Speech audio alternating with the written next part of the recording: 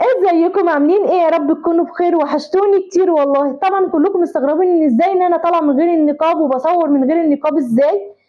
حبيت اطلع اقول لكم اسباب خلع النقاب بتاعي ايه، او ايه اللي حصل معايا اللي انا خلاني ان انا اقلع النقاب. في الاول كده حابه اقول لكم ان انا عندي حساسيه صدر وحساسيه جيوب انفيه، تعبني جدا. عن في الصدر باخد ليه بخاخه، والجيوب الانفيه برضك باخد ليها بخاخه. فلما قررت ان انا البس النقاب، اللي حواليا اعترضوا، مش عشان النقاب اللي انا ما البسوش، عشان انا عارفين ان انا تعبانه. انا تعبانه من الصدر، من كتمه النفس، ما بعرفش ان انا اكتم نفسي. لما ايام الكورونا ما كنتش بعرف ان انا البس كمامه، وما بعرفش انام على مخده واطيه، لازم تبقى مخده عاليه عشان كتمه النفس. ما بعرفش البس حاجه ضيقه خانقاني عشان كتمه النفس، بتخنق بسرعه. بس لما انا قررت ان انا البسه، استخرت الله ودعيت ربنا ان يثبتني عليه وان انا اقدر عليه. في الاول كده ما لبسته كنت كويسه. كان بيجي لي كتمان نفس بس بسيط كده. كنت بس بقول يا رب ثبتني عليه، يا رب ثبتني عليه. بس في اليومين بقى اللي فاتوا دول بدات اتعب منه جامد، بدات كتم نفسي خالص وانا ماشيه.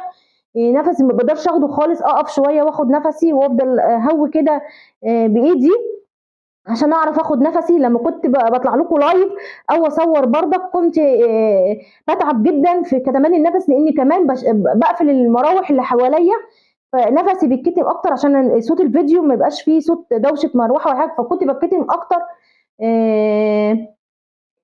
تعبني كتير، وتعبني في الشارع واغمى عليا. ورحت كشفت بقى عشان اعرف ايه اللي خلاني يعني ان انا اغمى عليا كده.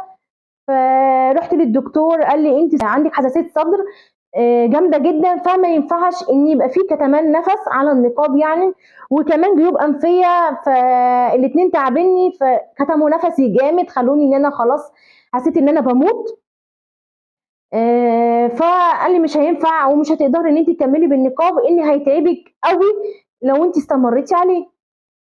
فطبعا انا اتضايقت جدا ان انا هقلعه يعني، ويعني اتضايقت ان انا كنت نفسي ان انا اكمل بيه وافضل مستمر عليه. بس هقول ايه، الحمد لله على كل شيء، وربنا عالم ان انا كان نيتي ايه وكنت نفسي ابقى ايه، ان انا يعني ابقى مستمره عليه. بس هقول ايه، الحمد لله على كل شيء.